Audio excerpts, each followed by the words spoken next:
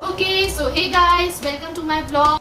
And in this vlog we are basically traveling to Agra. सुबह 3 बजे उठे थे because मुझे कॉलेज ड्रॉप करना था एंड रास्ते में ही आगरा पड़ता है। मेरी दीदी का इतना मन था कि आगरा जाएं, सो उसकी जिद की वजह से हम लोगों को आगरा जाना पड़ा। Let's see our Agra journey.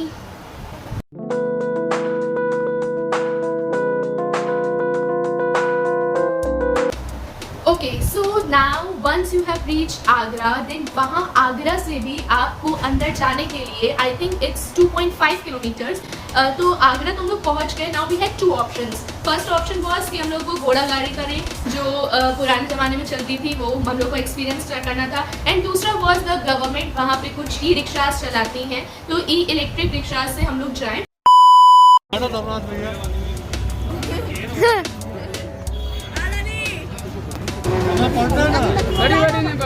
This is our गाड़ी to reach ताज महल। सुल्तान।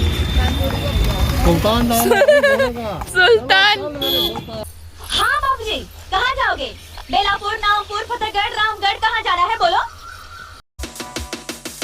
किस एंगल से ये आगरा का व्यू लग रहा है? आगरा तो जस्ट मीन्स ताजमहल, बट ये घोड़ा गाड़ी शायद ही किसी ने देखा हो। एंड यहाँ पे दीदी कार्तिक यशी का ऑनलाइन एग्ज़ाम देते हुए, बिकॉज कार्तिक यशी को तो कुछ आता नहीं है, उसकी जगह ये एग्ज़ाम। तो ऐसा लग रहा है, देखो ऐसे पेड़ और कितना अच्छा व्यू आ रहा है कि जरा गाँव में आ गए। अंदर लगता था, अब गवर्नमेंट ने पॉल्यूशन सिक्योरिटी की वजह से बाहर कर दिया। अच्छा, इसमें क्या क्या है अंदर? इसके अंदर आपको पहले मिलेगा आपको मिनी कार्स, जो मून लाइट, सनराइज, सनसेट भी होता है। अच्छा, और इसके अंदर यहाँ का फेमस चीज देखने को मिलता है। तो एक बात जो पता होना चाहिए कि जो ये घोड़ा गाड़ी थी वो हम लोगों को एक्सपीरियंस तो बहुत अमेजिंग रहा, मजा आ गया। एक जो इसमें डिमेरिट था कि जो घोड़ा गाड़ी है वो आगरा में मेन जहाँ ताजमहल है उससे बहुत पहले छोड़ेगी, तो आपको वॉकिंग डिस्टेंस उतनी करनी पड़ेगी। घोड़ा गाड़ी का experience was very good, but अगर आपके साथ कोई ऐसा इंसान है, कोई एजेड लोग जो चल नहीं पाते हैं ज्यादा, तो आपको ई रिक्शा ही करना चाहिए। मीना बाजार रखते थे ना, मेरा फोटो आया। हाँ, आपकी फोटो कहाँ खींचे? ये पेपर दे रही है यशिका का। कचर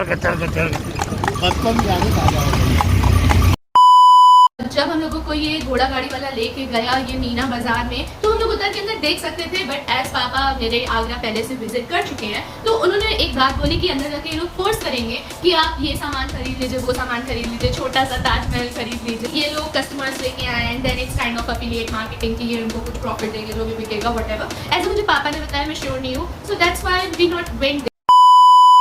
स्टैंडिंग इन अ लाइन।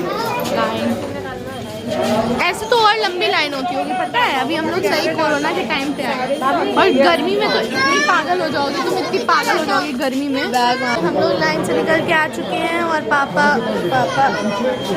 उस लाइन में खड़े हैं, छोटी सी बीमार, क्योंकि हम लोग पूरी रात भर सोए नहीं हैं। ये तो वैसे भी पूरे रास्ते मेरी गोदी में सर रख के बैठी हुई है, मेरा पैर जा रहा है, इनको कोई मतलब नहीं है, मेरे पैर में दर्द हो रहा है, बैठ नहीं पाते इसलिए। हमको तो भाई बैठने में बड़ी मजा आती है, पैर दर्द। कितनी छोटी सी लग रही हो, छोटी सी क्यूट सी बच्ची। ये पहन लियो तो और छोटी सी लग रही हो।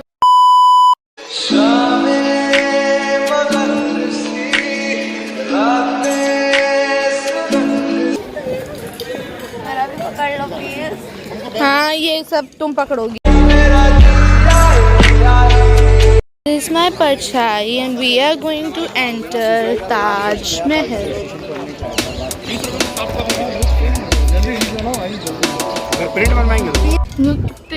इतने ज़्यादा थके हुए हैं, इतने ज़्यादा थके हुए हैं कि एकदम ब्लॉग के कुछ भी बनाने की हालत नहीं है। इतनी गर्मी, जैसे इतनी ठंडी में हम लोग ने आए हैं तो सोचा कि मौसम अच्छा होगा, बट इतनी गर्मी है कि बताया नहीं जा सकता कितनी गर्मी है। बेसिकली ताजमहल में इस गेट से जब एंटर करते टाइम, आगे चलते टाइम छोटा लगेगा, बट फाइनली जब एंटर कर लेंगे तो it will look very big.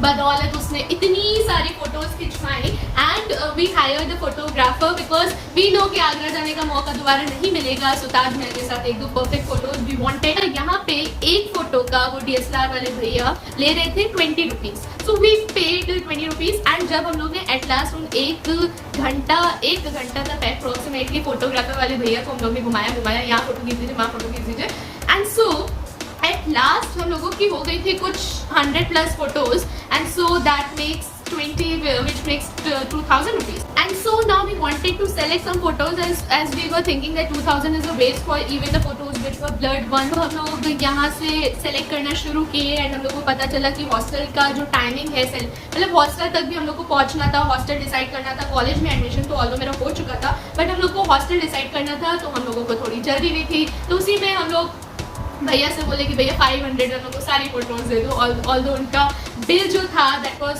Of 2000 हम लोगों को दे नहीं रहे थे। हम लोग कह रहे थे भैया आपको तो डिलीट ही करनी पड़ेगी ये सारी फोटोज, तो क्या ही फायदा, आप 500 में दे दो। फिर वो माने नहीं एंड उसके बाद हम लोग आधा घंटा बैठ कर वहाँ पे फोटो सेलेक्ट करे कि अच्छी है अच्छी नहीं है एंड एट लास्ट 500 की ही दी। तब से पूरे आधे घंटे से फोटो ही फोटो करे, अभी कॉलेज भी जाना है। Basically we have hired a personal photographer, लेकिन वो पर्सनल फोटोग्राफर वी नहीं, प्रिया दीदी का ही रह गया है खाली। भैया नहीं वो होल्डिंग नहीं चाहिए, पीछे अरे भैया हमको टाइम हो रहा है, हमको हमारा मेन आपको वाला। हाँ मैडम चलो।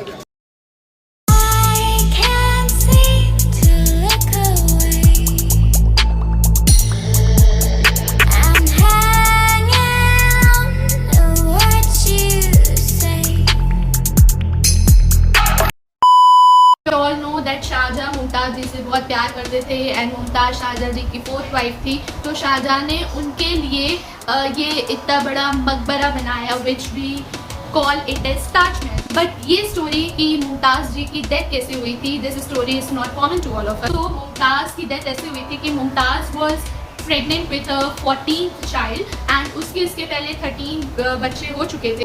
शाहजहां जो थे वो मुमताज़ से बहुत प्यार करते थे and we know that sometimes ये इतना ज़्यादा एक्सेस प्यार is also not worth it. Shah Jahan को एक लड़ाई पे जाना था, शाहजहां उस लड़ाई पे गए बट शाहजहां वांटेड कि जब मुमताज़ ये 14th चाइल्ड को बर्थ दे so he must be present there. तो उनका ये प्यार ही था कि उनको चाहिए था कि वो उस टाइम उसके पास प्रेजेंट हो। सो उन्होंने इतनी लंबी जर्नी करा के जहाँ पे लड़ाई होनी थी, शाहजहां ने जहाँ पे उनको जाना था वहाँ पे ही उन्होंने मुमताज़ को भी लेके गए और बहुत सारे हकीम वगैरह को भी लेके गए वहाँ पे एंड देन उसकी Mumtaz was already pregnant and Mumtaz ने इतना सारा ट्रैवल किया। एक रात पहले उसकी हालत ख़राब हुई तो Shahjahan was in the war I think, so उन्होंने पूछा कि मुमताज़ की तबीयत कैसी है तो सबने एक चिट्ठी लिखी गई उनको और उसमें बोला गया कि हाँ मुमताज़ की तबीयत सही है। शाहजहां को लगा कि चलो सब ठीक है। Then in the next day Mumtaz ने एक गर्ल चाइल्ड को बर्थ दिया, 14th चाइल्ड उसकी जो थी वो गर्ल चाइल्ड थी एंड देन उसकी डेथ हो गई। इतना ज़्यादा गम में चले गए शाहजहां कि वो अपने आप को एक रूम में लॉक कर लिए एंड देन उनकी जब सारी दाढ़ी सफ़ेद हो गई तब वो बाहर आए थे उस रूम से लाइक मुमताज़ के गम में। एंड ऑल्सो मुमताज़ ने अपने डेथ के टाइम 2 चीज़ें मांगी थी उनसे, पहली कि I was your 4th wife and इसके बाद तुम्हारी कोई 5th वाइफ नहीं आनी चाहिए। सेकेंड मुझे एक ऐसा मकबरा चाहिए जो जैसा किसी ने कभी किसी के लिए नहीं बनाया हो and that must be a symbol of love. तो शाहजहां ने अपनी जितनी भी जमा पूंजी थी whatever he had at that time उन्होंने सारा का सारा इस ताजमहल पे लगा दिया। तो nice story of love but also ज़्यादा लव ले डूबा। Also, I don't know that if this story is true or not. I have gone through a lot of articles and I have searched a lot of videos and ये सारी information मुझे इन्हीं सब के through मिली है। I was not present at that time and I don't know if someone knows better what happened, but I know this, so I have shared. We are going to see the main, क्या बोलते हैं, museum जो भी कब्र। We are going to सी। कब्र को तो graveyard कहते हैं, तो ये क्या होता है? Museum, graveyard and grave. So grave मतलब कब्र, ग्रेवयार्ड मतलब वो शमशान घाट and the third one is museum. Museum का मतलब होता है समाधि। इसको शायद अंदर रिकॉर्डिंग अलाउड ना हो।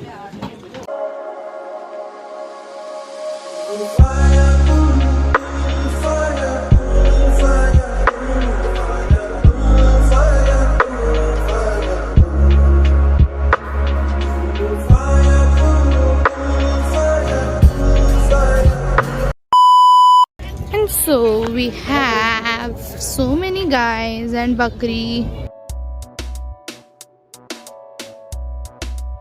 एंड वी हैव दिस बकरी ऑल्सो। इसके अंदर मुमताज़ एंड शाहजहाँ की कब्र साथ में रखी है। तो इस एरिया से क्या तो व्यू है।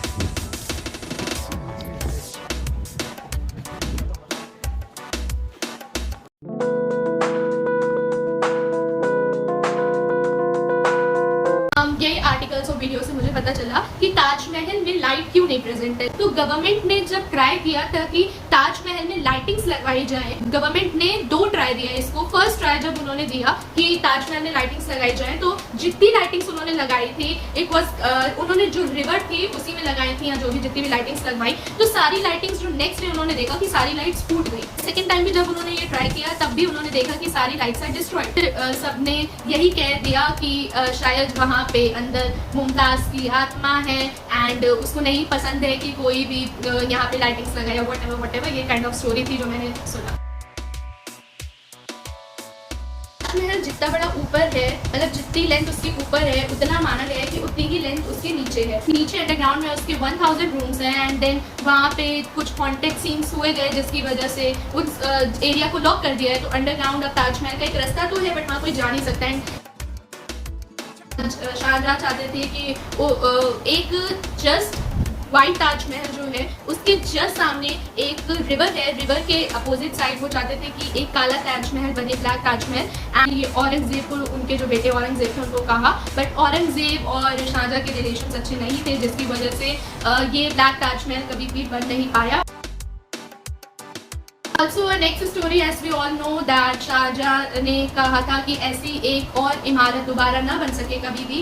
तो उन्होंने जितने भी मजदूर लोग थे उन सबके बोले थे कि हाथ को काट देंगे। इन सब लेबरर्स को पता चला कि ऐसा उनके साथ होगा, तो उन्होंने ताजमहल में एक कमी छोड़ दी। जो ताजमहल का ऊपर का टॉप वाला हिस्सा है उस टॉप पे उन्होंने एक छोटा सा होल छोड़ दिया, वो that is incomplete right now.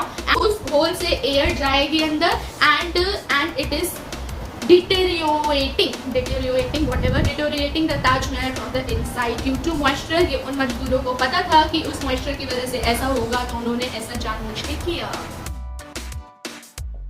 Shahjahan at last एकदम एंड तक ताजमहल को बनाते बनाते बैंक करप्सी की हालत में आ गए थे। सो ताजमहल का जो ऊपर वाला पार्ट है जहाँ से कोई भी देख नहीं सकता है, लेकिन इतना ऊपर चढ़ के तो लंबा कोई देखेगा नहीं, सो वो वाला पार्ट जो सामने से नहीं दिखता है वहाँ पे उन्होंने व्हाइट संगमरमर की जगह रेड मार्बल यूज किए थे। Another fact about Taj Mahal is कि ताजमहल के जितने फाउंटेन्स हैं वो सारे फाउंटेन्स एक साथ चलते हैं and they are not motorized. I don't know how this principle works, but उसमें कोई भी मोटर नहीं लगी है। जैसे ही वो स्टार्ट होते हैं सारे एक साथ स्टार्ट होते हैं। ऐसा नहीं है कि पहले ये होगा देन सेकेंड होगा then third.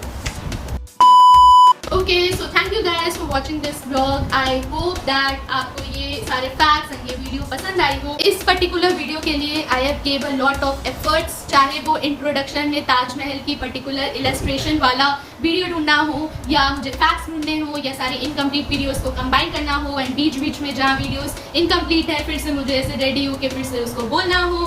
So it took a lot and lot of effort. So I hope it will be worth it.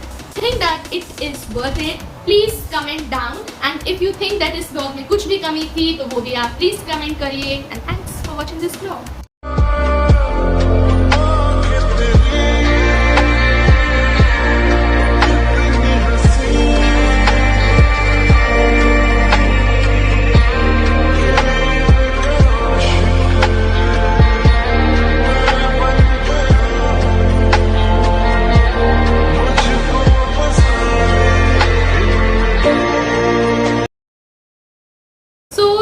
Shahjah was pregnant with the 14th child and then